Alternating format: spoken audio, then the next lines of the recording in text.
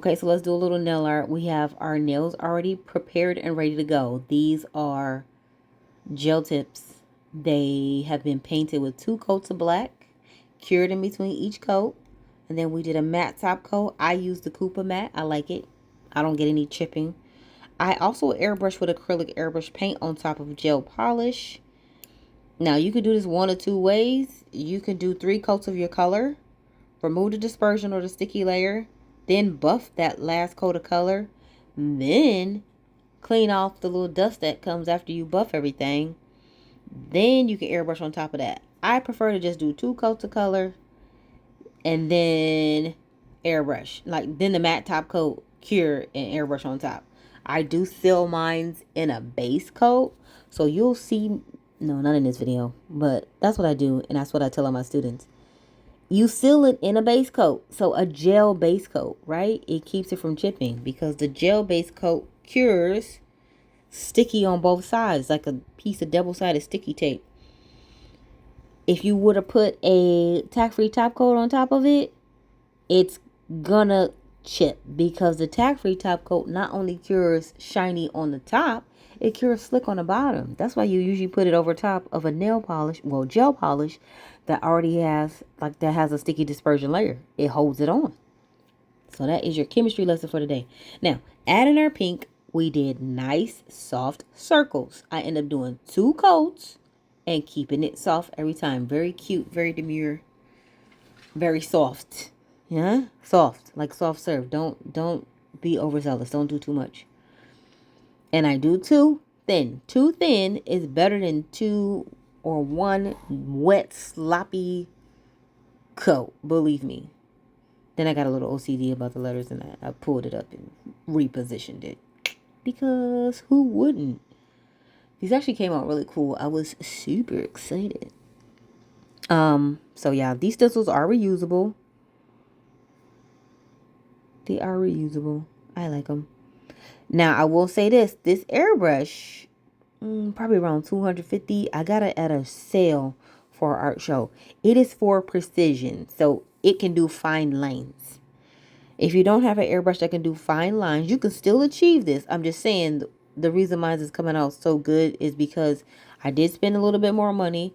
I hate those $25 Amazon ones because everybody's like, it's getting clogged. Like, yeah, bro, it's the same parts, kinda.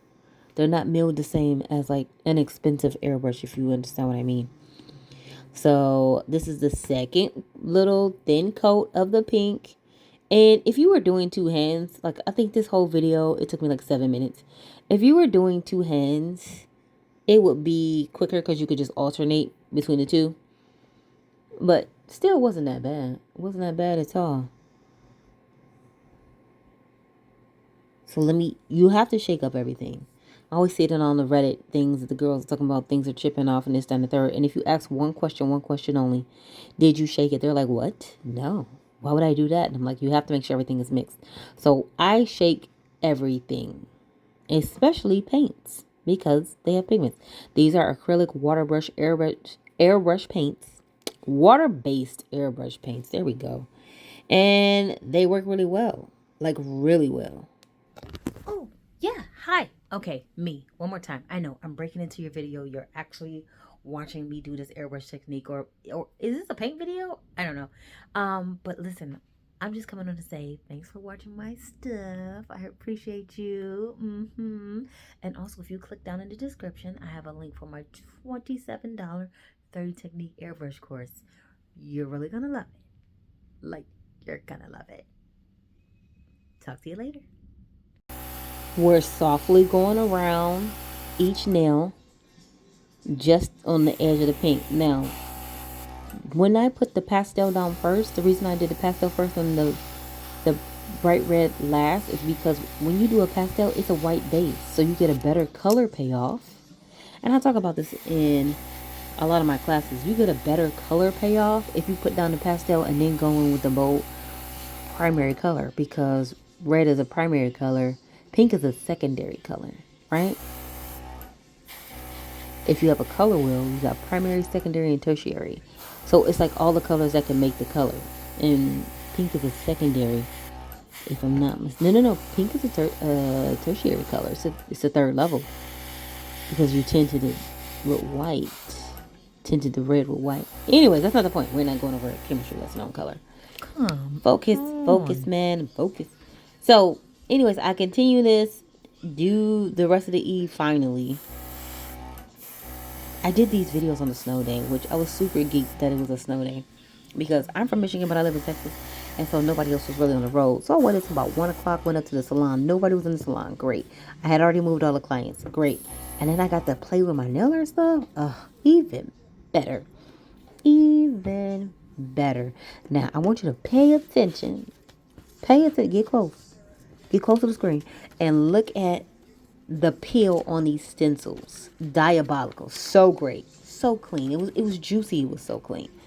I can't explain it to you how utterly satisfying it was to peel these stencils off. What is that? That's me trying to focus the camera. It's very strange.